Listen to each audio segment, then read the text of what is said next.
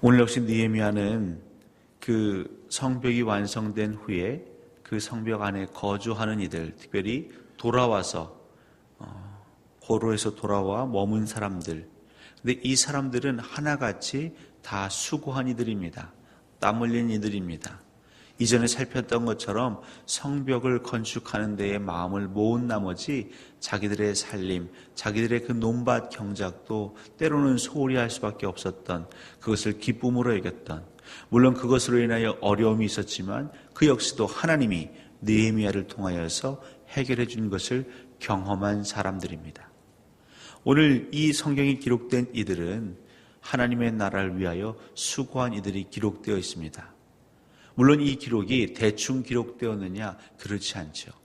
모든 자손과 그 명수를 한 명에 이르기까지 다 낱낱이 기록하였고, 심지어 61절 이하로 보면 이 계보가, 이 기록이 아무렇지도 않다라는 것을, 아무렇게 기록된 것이 아니라 굉장히 중요한 근거를 가지고 기록된 걸 알 수 있습니다.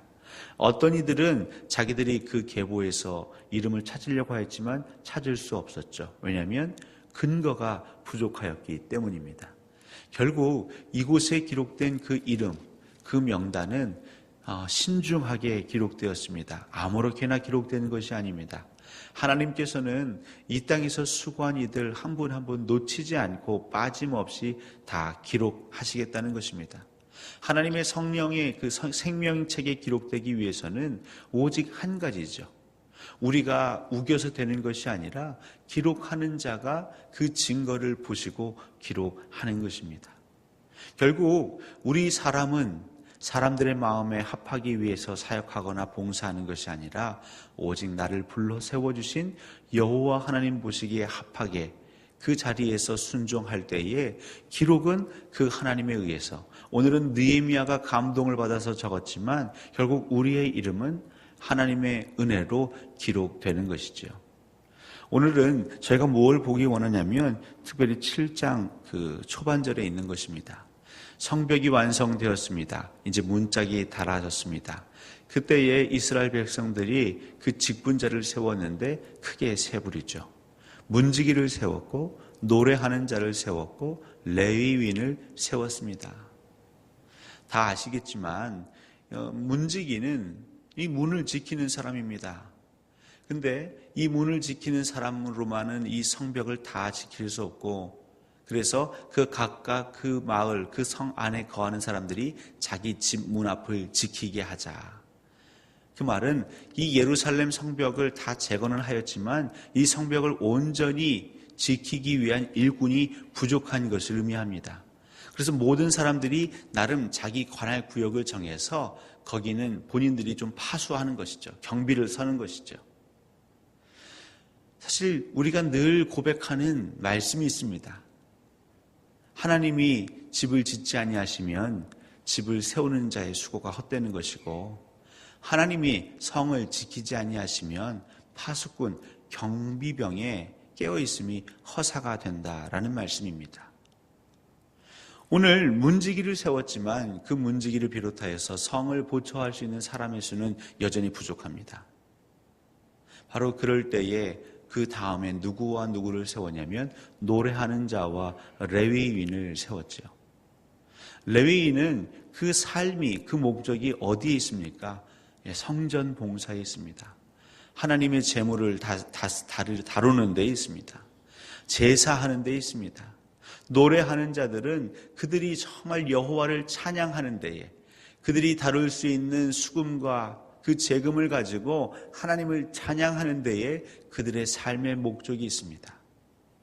결국 이스라엘 백성들이 성벽이 재건되는 그 순간부터 정말 사람들을 세웠는데, 그건 무엇이냐면 신앙에 고백하는 자들을 세운 것이죠.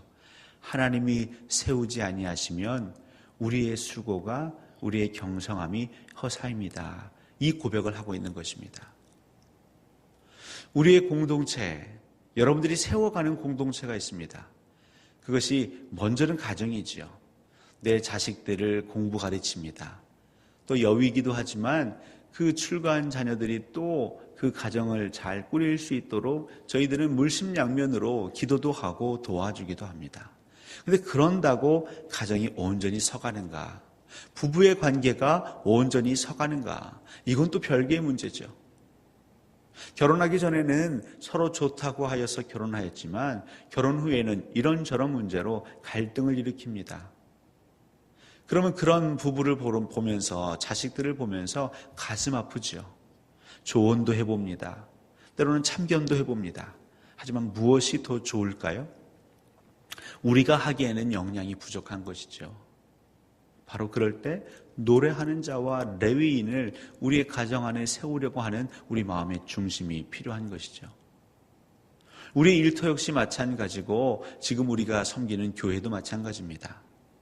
우리는 열심히 세워나갑니다. 힘을 다하여 세워나갑니다. 하지만 때로는 우리의 역량으로는 벅찰 때가 있습니다. 그 예루살렘 성, 큰 성을 지키기 위해서는, 관리하기 위해서는 더 많은 인구가 필요하지만 오늘 계수를 해보았지만 정말 5만 명, 10만 명이 채 되지 않습니다. 거기에는 정말 능력이 있는 사람도 있겠지만 능력이 없는 사람도 있겠죠. 우리 광주 동산교회를 비롯해서 많은 교회들마다 사실 우리가 공감하는 건 무엇이냐면 교인의 수는 많을지 모르겠지만 교회를 위해 수고하는 이들은 사실 그 중에도 정해져 있습니다. 한 20% 정도가 교회에 정말 충성스럽게 사역을 하고 또 나머지 분들은 예배 참석하는 등의 활동을 한다고 늘 말하고 있습니다.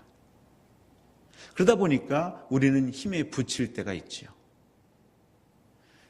이 우리에게 맡겨주신 성벽 같은 공동체, 교회 공동체, 가정 공동체, 우리의 생업 공동체, 이 공동체를 온전히 세우기 위해서는 우리가 반드시 세워야 할 것이 있는데 그것은 노래하는 것이며 레위인과 같은 마음인 것이죠. 그러니까 오늘도 얘기하시는 것은, 말씀이 우리에게 말씀하시는 것은 철저히 하나님이 지키시는 공동체를 꿈꾸라는 것입니다. 하나님, 이 성벽이 우리의 능력으로 완공된 것이 아닙니다. 하나님 은혜로 완공되었으니 감사합니다. 또 이 성벽을 앞으로 대대에 이르도록 다시는 이 성읍이 멸망하지 않고 무너지지 않고 온전히 하나님의 도성이 될 수 있도록 미리 지키실 것을 감사하며 찬양합니다. 그 노래하는 자들은 계속 찬양하는 것이죠. 여호와를 높이는 것입니다. 동시에 레위인들은 그 성벽 안에 있는 성전에서 제사가 진행될 수 있도록 아침부터 밤까지 아침 저녁 하루에 2번씩 제사를 지내는 것이죠. 예배하는 것이죠. 우리가 이 시대에 우리에게 맡겨주신 우리의 삶의 자리를 온전히 지킬 수 있는 방법을 설명해 두셨습니다. 최소한의 우리가 해야 할 것, 문을 달았으면 최소한 문지기는 세워야겠죠. 넉넉하지 못할지라도 문지기는 세웁니다. 하지만 문지기를 의지하는 것이 아니라 문지기가 있기 때문에 이제 우리 모두는 두 발 뻗고 잠을 자는 것이 아니라 이것은 최소한인 것이고요. 이것을 온전케 하기 위해서는 노래하는 자와 레위인을 세우는 것이다. 그러니까 오늘 우리가 점검할 것은 우리 가정에 내가 가장으로서 경제적인 능력으로 우리 가정들을 부양하는 것, 그건 아주 최소한인 것이고요. 내가 부모로서 자녀를 위하여서 양육하고 교육하는 것, 이건 아주 최소한의 것인 것이고요. 우리 가정에 노래하는 자가 있는가? 레위인이 있는가? 또 우리 교회에 봉사하고 수고하는 것, 이건 최소한인 것이고요. 결국 우리 교회 안에도 레위인과 노래하는 자가 있는가? 전심전력으로 하나님께 모든 것을 맡기면서 이 영적인 귀한 과업을 감당하려고 하는 자들이 일어서고 있는가? 하나님, 우리 교회에도 또 한국 교회에도 물론 우리가 맡은 바 사역을 감당해야 되는 분들이 있어야 됩니다. 동시에 그 사역을 지지하고 서포트하는 영적으로 깨어있는 자들을 세워주십시오. 결국 이 시대에 하나님께서는 가정과 교회를 세우셨죠. 다른 모든 것들은 우리 인간들의 필요에 의해서 세웠지만 가정, 남녀가 연합하여 한 몸을 이루게 하셨던 그 가정과 또 이 땅의 교회는 하나님이 직접 제정해 주신 기관인 것입니다. 그래서 이 기관은 특별합니다. 이 기관이 감당해야 할 사역은 영적인 사역인 것입니다.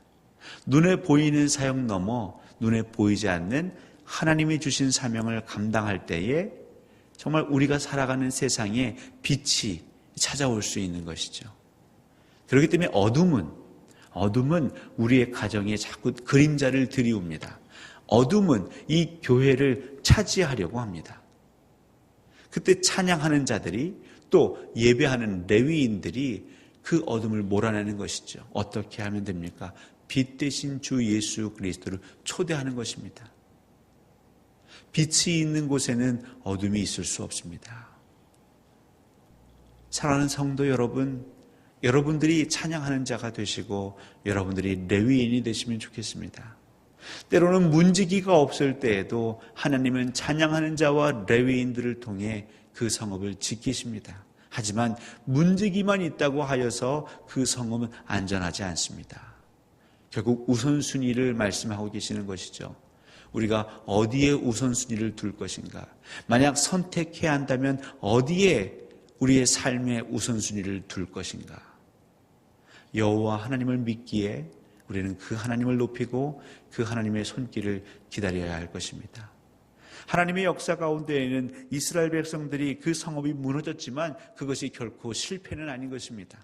하나님의 백성들을 단련해 나아가시는, 또 이후에 지금 우리와 같은 신앙의 후손들에게 계속 말씀을 주시기 위한 하나님의 계획 가운데 일부로 우리는 볼 수 있겠습니다. 오늘 하루도 여러분 노래하는 자로 우리의 가정에서 우리의 삶의 자리에서 우뚝 서시기 바랍니다. 힘들고 괴롭고 지친 그때에도 여호와 노래하기를 쉬지 마십시오. 하나님은 오직 찬양받기 합당하신 분이십니다. 내게 주신 자도 여호와시고 취하신 자도 여호와십니다. 우리의 모든 주권을 하나님께 의탁하는 삶, 바로 그럴 때에 우리는 감사할 수 있고 자족할 수 있고 무엇보다 하나님께 쓰임받을 수 있는 것이죠. 여러분의 가정에 노래하는 자가, 또 레위인들이 계속 또 우리 교회 공동체에 노래하고 또 제사하는 예배하는 이들이 끊임없이 세워지기를 주님의 이름으로 간절히 소원합니다.